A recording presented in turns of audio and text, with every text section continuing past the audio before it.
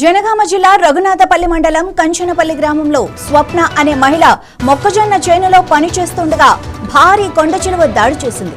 ఊహించని ఈ దాడితో ఆమె తీవ్రంగా గాయపడింది. కుటుంబ సభ్యులు వెంటనే స్పందించి స్వప్నను జనగామ ఏరియా ఆసుపత్రికి తరలించారు. అయితే స్వప్నతో పాటు దాడి చేసిన 12 అడుగుల కొండచిలువను కూడా వారితో పాటు ఆసుపత్రికి తీసుకురావడం విశేషం. ఈ ఘటన స్థానికంగా తీవ్ర చర్చనీయాంశంగా మారింది.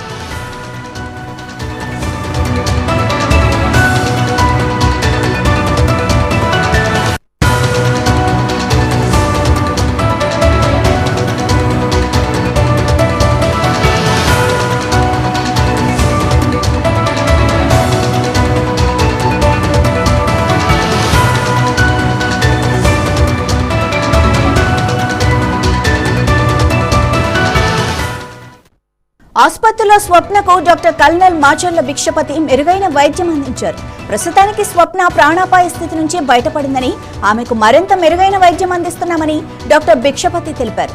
సాధారణంగా ఇలాంటి ఘటనల్లో దాడి చేసిన జంతువును పట్టుకోవటం చాలా అరుదు. కానీ స్వప్న కుటుంబ సభ్యులు ధైర్యంగా కొండచిలువను ఆసుపత్రికి తీసుకురావటం అందరినీ ఆశ్చర్యపరిచింది. కొండచిలువలు మానవులపై దాడి చేయటం చాలా అరుదు. అవి తమను తాము రక్షించుకోవటానికి మాత్రమే ఇలాంటి చర్యలకు పాల్పడతాయని డాక్టర్ చెప్పారు.